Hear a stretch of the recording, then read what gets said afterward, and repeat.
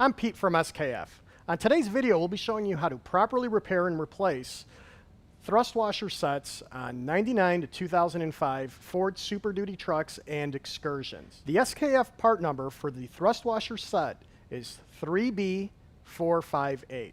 And in the set, you'll have 2 metallic thrust washers and 1 non-metallic thrust washer. And later on in the video, we'll be showing you how to properly install those thrust washers on the truck itself. Now, what you'll find many times when replacing a hub bearing on one of these Ford Super Duties or Excursions is you'll find these thrust washers on the axle shaft.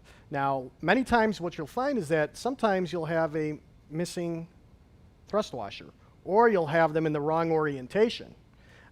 If you have them in the wrong orientation or you have a worn out thrust washer, what will happen is you will wipe out the axle shaft and you will wipe out the bearing assembly itself. So it's very important to inspect and replace these thrust washers right here.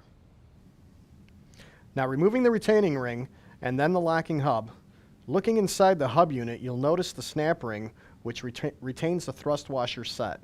Remove the snap ring to gain access to the thrust washers.